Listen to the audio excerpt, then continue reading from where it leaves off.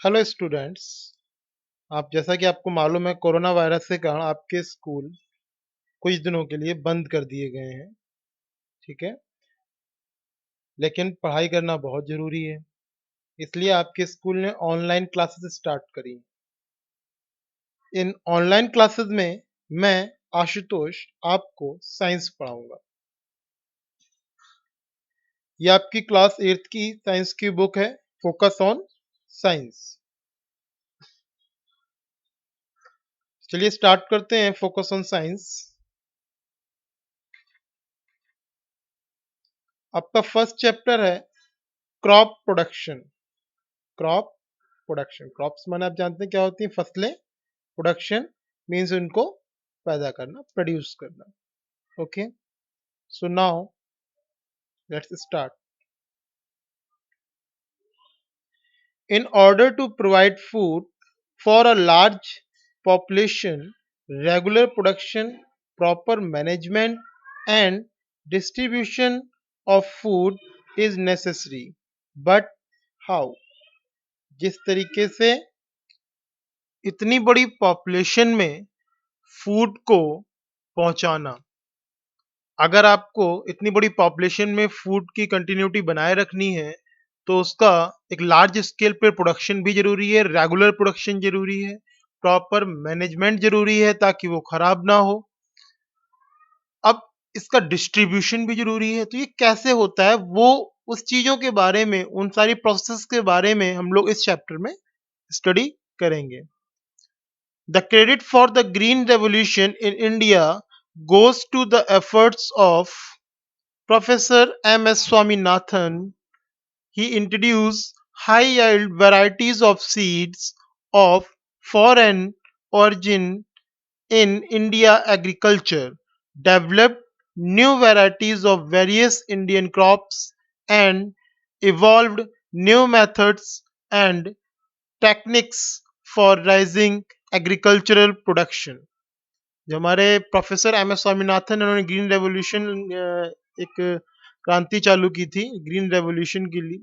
ठीक है, इसमें क्या किया था, इन्होंने किसानों को जो न्यू सीड्स थे, न्यू वैरायटी के सीड्स थे, अपने इंडियन भी और बाहर के भी, जिनसे हम अधिक प्रोडक्शन ले सकते हैं, ज़्यादा से ज़्यादा प्रोडक्शन ले सकते हैं, उस चीज़ के बारे में इनने किसानों को अवगत कराया, जानकारी दी थी इस चीज़ के बारे में। In ancient times people used to live in groups. पहले से ही जितने भी अपने जो लोग हैं वो ग्रुप में रह रहे थे। They wandered from place to place in search of food and shelter. वो जगह जगह अपना खाने की तलाश में घूमते थे, जो उन्हें कुछ खाने को मिल जाए या रहने को मिल जाए, इसके लिए वो ग्रुप में ही इधर उधर घूमा करते थे। They were dependent on forest for their food. They were dependent on forest for their food, cloth and shelter. वो रहने के लिए, पहनने के लिए और खाने के लिए जंगलों पर डिपेंड रहते थे पूरी तरीके से। Later they started hunting animals of food.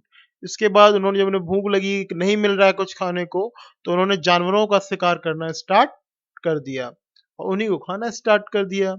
Then by chance they discovered that seeds could be shown to grow plants and different ways to cultivate the land could be adopted. अचानक से by chance कहीं भी इनको किस तरीके से दिमाग में आ गया, कहीं इन्होंने देख लिया कि किस तरीके से जमीन को खोद कर उसमें सीड्स को डालकर हम लोग प्लांट्स को ग्रो करा सकते हैं। किसी कोई ऐसी घटना हुई होगी जिसके कारण वो सीख गए होंगे, उस चीज को फिर उन्होंने कंटिन्यू किया, अडॉप्ट कर लिया कि हम किस तरीके से एग्रीकल्चर करेंगे। Agriculture, ager means field, agri मतलब, एगर मीन्स हो गया आपका फील्ड, फील्ड मतलब मैदान जिसमें हम लोग खेती कर रहे हैं। In Latin culture means cultivation, cultivation means हो गया उसको जोत के प्रोड्यूस करना, मतलब किस तरीके से कल्टीवेट करते हैं हम लोग, जमीनों को जोतते हैं हम लोग, उस चीज के बारे में है ये सभी लोग एक साथ रहते थे and enable humans to settle down at the one place. सभी एक साथ रह रहे हैं एक ही जगह पर। The branch of science that deals with growing plants. The branch of science that deals with growing plants. Science की वो ब्रांच है जिसमें ग्रोइंग प्लांट्स मतलब उगाने वाले पौधे, एंड राइजिंग लिवस्टॉक मतलब पशुपालन फॉर ह्यूमंस मनुष्यों के लिए, ह्यूमंस के लिए जो पशुपालन और ग्रोइंग प्लांट्स की स्टडी की जाती है जिस साइंस की जिस ब्रांच में, उस ब्रांच को हम बोलते हैं एग्रीकल्चर। क्या बोलेंगे उस ब्रांच को हम लोग? Agriculture. Okay. In order to provide food for a large population, regular production, proper management, and distribution of food is necessary. ये मैंने आपको पहले बता दिया, ऊपर की तरफ हमारा दिया हुआ था ये ऑलरेडी, कि इतनी बड़ी पॉपुलेशन को अगर रेगुलर हमें फूड देना है तो उसके लिए हमें रेगुलर प्रोडक्शन चाहिए, प्रॉपर मैनेजमेंट चाहिए एंड प्रॉपर डिस्ट्रीब्यूशन चाहिए फूड का। In India, green revolution has increased the production of good grains several folds because of tremendous advantages of agriculture practices. For example, introduction of new varieties of seeds, use of fertilizers, pesticides and labor saving devices। ठीक है, मतलब green revolution के कारण किसानों को नए बीजों की जानकारी हुई, नई मशीनों की जानकारी हुई जिसमें हमारी लेबर कम लगती थी, हमारे कुछ पैसे भी बचेंगे उसमें, नए नए पेस्टिसाइड्स के बारे में मालूम पड़ा, फर्टिलाइजर्स के बारे में मालूम पड़ा, इन चीज़ों के बारे में इनकी जानकारी हुई। जैसे आप देखिए, आप इस समय मोस्टली ज़्यादातर लोग हाइब्रिड सीड्स का इस्तेमाल करते हैं।